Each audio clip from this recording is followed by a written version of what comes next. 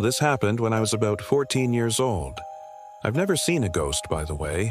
I've never even felt anything supernatural until this event. It was a sleepover at my friend Jenna's house. There were 4 of us: me, Jenna, her cousin Megan, and another friend named Claire. Jenna lived in a really big, older house with creaky wooden floors and a basement that always smelled like mildew.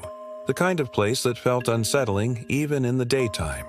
We spent the night doing what most kids do at sleepovers: junk food, scary movies, and way too much soda. By the time we were finally ready to crash, we set up our sleeping bags in Jenna's living room. Her parents had gone to bed upstairs hours earlier, and the house was completely dark except for the glow of the TV we'd left on mute.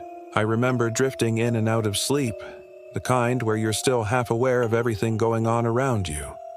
Around 3 a.m., I woke up to this faint creaking, like slow footsteps on the floorboards. I assumed it was Jenna's parents, maybe checking on us, so I stayed quiet and kept my eyes mostly closed. But then I noticed something that made my stomach twist. The footsteps weren't coming from upstairs. They were in the living room, right behind us. Slowly, I opened my eyes just enough to peek toward the corner of the room. That's when I froze. There was someone standing there, not Jenna's mom or dad. This figure was tall and thin and completely still. I couldn't make out their face in the dark, but I saw the outline of their head tilted slightly, like they were watching us sleep. My first instinct was to tell myself I was imagining it, that maybe it was a pile of coats or shadows from the furniture. I squeezed my eyes shut, counted to 3, and opened them again. The figure was still there. Only this time, the head wasn't tilted anymore. It was facing directly toward me. My chest tightened. I wanted to scream, but nothing came out. Instead, I nudged Claire, who was lying next to me. She groaned, annoyed, but when she followed my terrified gaze, she went completely still too. I'll never forget the way her hand suddenly gripped mine so hard it hurt. She saw it too.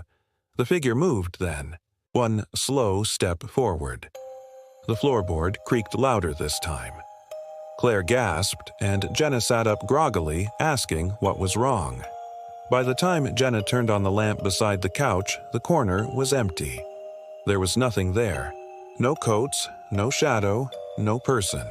Just an empty corner of the room. We were all wide awake now, whispering nervously.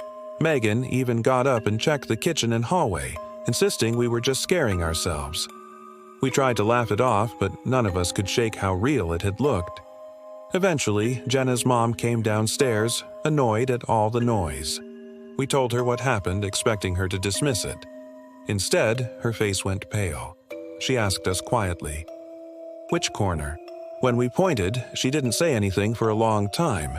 Then she muttered, almost to herself, "That's where the old man used to sit."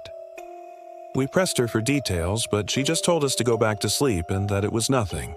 Of course, none of us did. We kept the lights on until sunrise. The next morning, Jenna's dad slipped and mentioned it without realizing she hadn't told us.